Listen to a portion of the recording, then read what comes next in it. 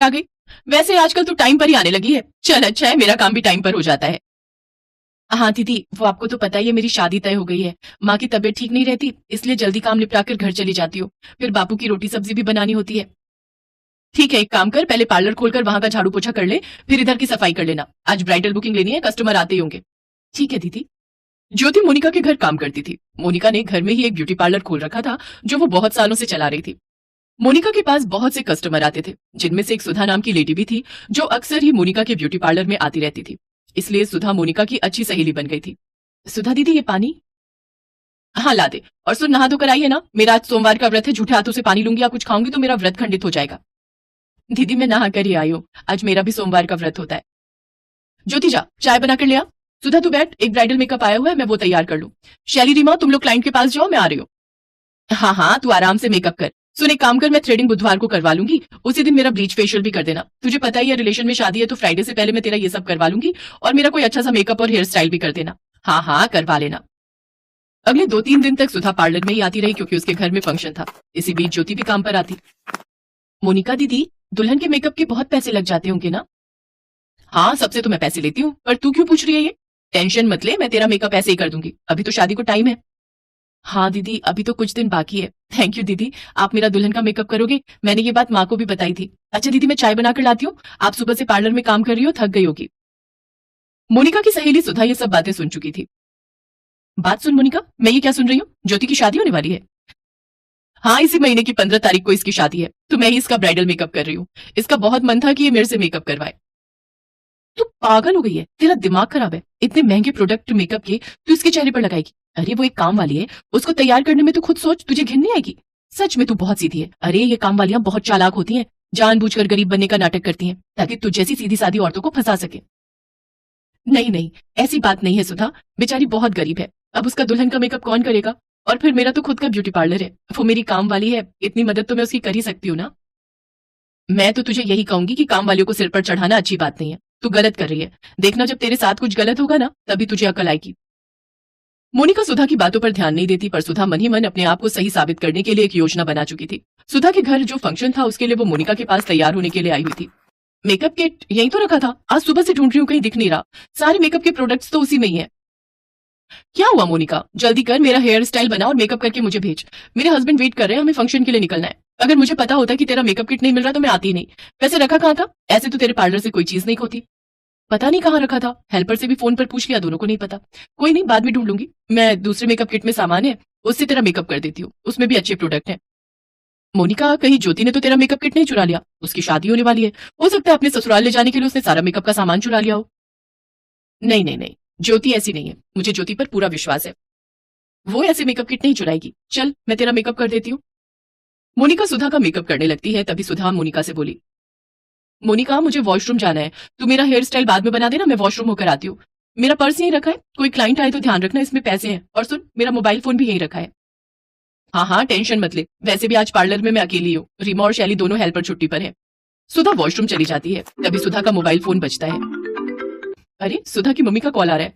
जरूर वो तैयार होने के बारे में पूछ रही होगी। एक काम करती हूँ, मैं उठा ही लेती हूँ। मोनिका भी हेलो करने ही वाली थी कि तभी पीछे से उसकी मम्मी की आवाज आ जाती है। अरे सुधा, तूने मोनिका के पार्लर से आने में इतनी देर लगा दी। तू उसके पार्लर से जो मेकअप किट लेकर आई है, मैं उससे खुद ही मेकअप कर लूं? नमस्ते आंटी जी, मैं मोनिका बोल रही हूँ। सुधा वॉशरूम गई है, आप किस मेकअप किट की बात कर रही हैं? नमस्ते बेटा, वो सुधा बता रही थी कि तुमने उसे कोई मेकअप किट दिया है, उसमें काफी अच्छा सामान है।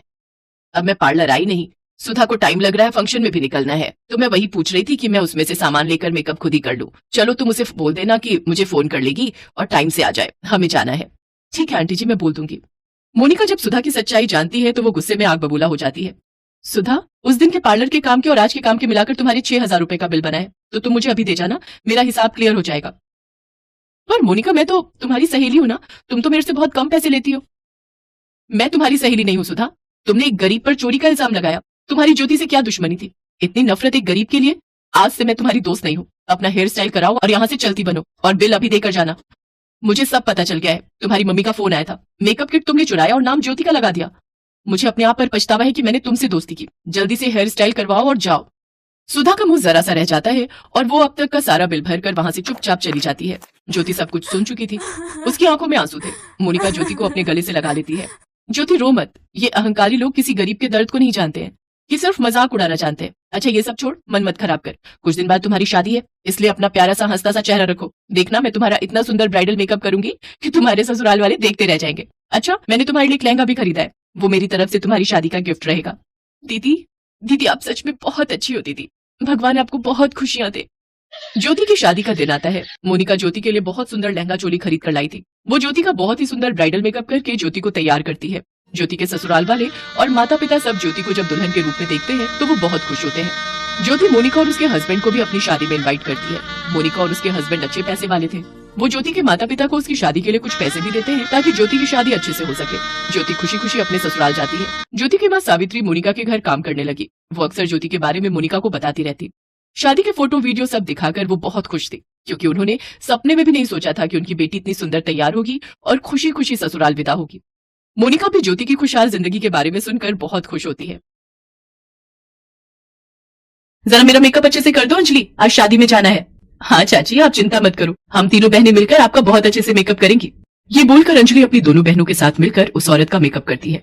उसके बाद वो औरत अपने आप को आईने में देखती है तो उसके होश उड़ जाते हैं। खुश होकर वो अंजलि के हाथ में 500 रुपए दे देती है।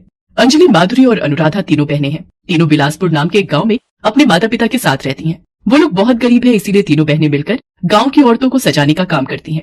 ये काम करते करते उन तीनों को इस काम से प्यार हो जाता है। वो तीनों इस काम में माहिर हो जाती हैं। इसीलिए गांव की औरतें सजने के लिए इन तीनों बहनों को ही हमेशा बुलाती हैं। इसी तरह अंजलि का घर चलता है। मगर अंजलि के पिता मोतीलाल तीनों बेटियों की शादी को लेकर बहुत चिंतित हैं। वो अपनी पत्नी बिमला से कहते हैं, बिमला, मुझे तो बस एक ही चिंता सताती है कि इन तीनों की शादी कैसे होगी। हाँ जी, मैं भी हमेशा यही सोचती रहती हूँ। तभी वहाँ पर अंजलि अपने दोनों बहनों के साथ आ जाती है और कहती है, क्यों पिताजी, शादी करना जरूरी है क्या? ये तू क्या कह रही है बेटी? अगर शादी नहीं हुई तो लोग उल्टा सीधा कहेंगे। मगर शादी करने के बाद हम काम न कर सके तो? हाँ, हमें ये काम करने में मजा आता है। अरे बेटी, शादी के बाद काम करने की क्या जरूरत है? तुम लोग बस घर संभालना सीखो, काम तो तुम लोगों के पति करेंगे ना। मगर माँ, कोई अगर मगर नहीं, शादी तो करनी ही होगी। अगर जरूरत पड़े तो मैं इस घर को गिरवी रखकर तुम लोगों की शादी करवाऊंगा। तीनों बहनें चुप हो जाती हैं। अगले ही दिन उन लोगों के लिए रिश्ता आता है। शहर में कौशल्या नाम की एक औरत रहती है। उसके 3 बेटे हैं, राजीव, राघव और राहुल। कौशल्या अपने तीनों बेटों की शादी के लिए लड़कियां ढूंढ रही है।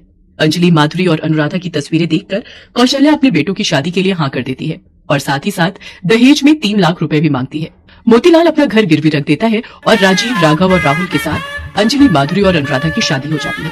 तीनों बहनें ससुराल चली जाती हैं। ससुराल पहुंचते ही कौशल्या सारे नियम कानून बताने लगती है।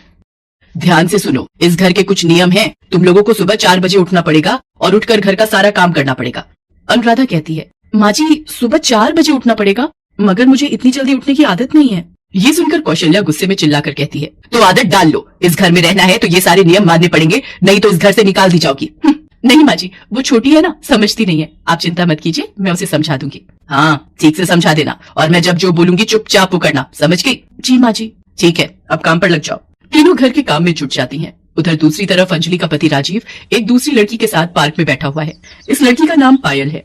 पायल कहती है, राजीव, ये तुमने बिल्कुल सही नहीं किया। मेरे होते हुए तुमने किसी और से शादी कैसे कर ली? हम भी शादी करेंगे पायल, तुम बस थोड़ा इंतजार करो। मैंने पता किया है, राघव और राहुल की भी गर्लफ्रेंड है, मगर उन दोनों ने भी माँ के कहने पर उन गांव की गवारों से शादी कर ली। हम तीनों मिलकर सोचते हैं कि आगे क्या करना है। ये बोलकर राजीव पायल को समझा देता है, मगर उसे कुछ समझ में नहीं आ रहा है कि वो करे तो क्या करे। इसके बाद कुछ दिन बीत जाते हैं। अंजलि, माधुरी और अनुराधा मन लगाकर घर के काम करती हैं। सुबह से लेकर रात तक वो तीनों बस काम ही करती रहती हैं और छोटी से छोटी गलती के लिए वो कौशल्या से डांट भी खाती रहती हैं। ऐसा अब हर रोज चलने लगता है। मगर बीच बीच में उन लोगों को ब्यूटी पार्लर का काम करने की बड़ी इच्छा होती है। अंजलि दीदी, एक बार माँ जी से पूछकर देखो ना, मैं मेकअप करना चाहती हूँ। एक बार बात करो ना दीदी। काम तो मैं भी करना चाहती हूँ बहन। ठीक है, मैं माँ जी से बात करती हूँ। अंजलि जब कौशल्या से काम करने की इजाजत मांगती है तब कौशल्या गुस्सा होकर कहती है, तुम्हारी हिम्मत कैसे हुई ऐसी अनाप शनाप बात करने की? इस घर की बहुएं कभी बाहर काम नहीं करती और कभी ये सब मत बोलना। अंजलि समझ जाती है कि काम करने की इजाजत तो कभी नहीं मिलेगी।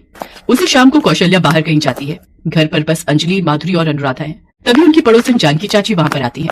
क्या बात है जानकी चाची, अभी तो माँ जी नहीं है, आप बैठिए, माँ जी अभी आ जाएंगी। अरे देखो ना अंजलि, क्या मुसीबत है, यहाँ एक भी अच्छा ब्यूटी पार्लर नहीं है। एक था, आज वो भी बंद है। मुझे शादी में जाना है, अब मैं कैसे सजूंगी? ये सुनते ही तीनों के दिमाग में एक आइडिया आता है।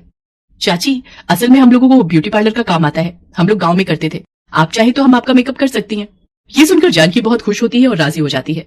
अंजलि, माधुरी और अनुराधा मिलकर जानकी का मेकअप बहुत अच्छे से करती हैं। जानकी चाची इतनी खुश होती हैं कि तीनों को 3,000 रुपए दे देती हैं। ये लो, तुम लोगों ने मेरा हुलिया ही बदल डाला, यहाँ किसी को ऐसा मेकअप करना नहीं आता।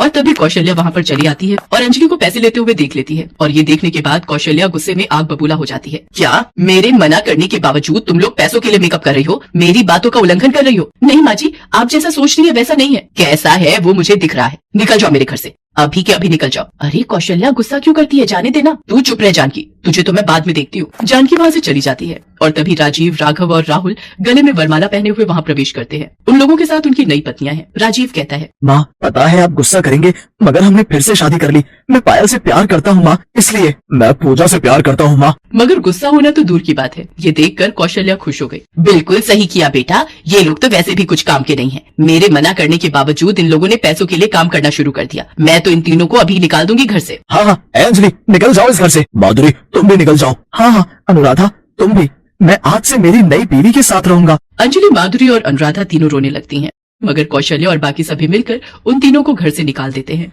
अंजलि, माधुरी और अनुराधा तीनों रास्ते में रात गुजारती हैं और सुबह तीनों की तीनों उल्टियां करने लगती हैं। तभी वहाँ पर जानकी चाची आ जाती है और तीनों को अस्पताल लेकर जाती हैं। वहाँ पता चलता है कि तीनों की तीनों प्रेग्नेंट है। अंजलि रो पड़ती है। अब क्या होगा, हम कहाँ जाएंगे? हमारे पेट में बच्चा है, उसे हम कैसे जिंदा रखेंगे? अंजलि, तुम लोग मेरी बेटियों के जैसी हो, मैं तुम लोगों की मदद करूंगी। तुम तीनों मेरे घर में मेरे साथ रहोगी और मैं घर के बाहर एक ब्यूटी पार्लर खोल दूंगी। तुम लोग वहाँ काम करना, देखना औरतों और लड़कियों की लाइन लग जाएगी। तीनों को सहारा मिलता है। वो तीनों जानकी चाची के घर रहने लगते हैं। घर के बाहर पार्लर भी खुल जाता है और तीनों वहाँ काम करने लगती हैं। जानकी चाची ने सही कहा था, यहाँ अच्छा ब्यूटी पार्लर नहीं है, इसीलिए तीनों बहनों के पार्लर में धीरे धीरे भीड़ बढ़ती जाती है। तीनों बहनें मन लगाकर काम करती हैं और बहुत सारे पैसे कमा लेती हैं। इसी तरह वो तीनों इलाके में फेमस हो जाती हैं। सभी तीनों से प्यार करने लगते हैं। ऐसे उन लोगों के पास बहुत पैसा आ जाता है। उधर कौशल्या के घर में परेशानियां शुरू हो जाती हैं। तीनों नई बहू में बहुत खर्चा करते हैं। ऐसे धीरे धीरे उनके सारे पैसे खत्म होने लगते हैं। वो लोग घर का कुछ काम भी नहीं करती हैं, इसीलिए राजीव, राघव और राहुल ऑफिस भी लेट पहुंचने लगते हैं और इसी वजह से तीनों की नौकरी भी चली जाती है।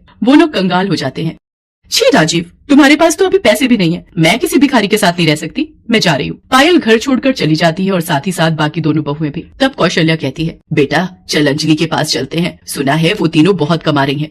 चल उन तीनों को वापस लाते हैं। कौशल्या और उसके तीनों बेटे अंजलि के पास जाते हैं। अंजलि अपनी दोनों बहनों के साथ ब्यूटी पार्लर में काम कर रही थी। सब सुनकर अंजलि कहती है, हम नहीं जाएंगे वापस। नहीं जाएगी मतलब? मैं तेरा पति हूँ और मैं तेरी सास। अगर बात नहीं मानी तो मैं मार मार के तुम तीनों को यहीं दफन कर दूंगी। तभी इलाके की सारी औरतें वहाँ पर चली आती हैं। जानकी भी चली आती है। ए कौशल्या, इन लोगों को हाथ मत लगाना। इन लोगों को जब घर से निकाल दिया था तब नहीं याद आया था कि ये लोग तेरी बहुएं हैं? सभी पकड़ लो इन चारों को, अभी पुलिस आती ही होगी। पुलिस आती है और उन चारों को गिरफ्तार करके ले जाती है। उन लोगों को आजीवन कारावास की सजा मिलती है। तीनों बहनों को इंसाफ मिलता है। कुछ महीनों बाद तीनों की गोद में एक हंसता खेलता बच्चा आता है। ब्यूटी पार्लर के जरिए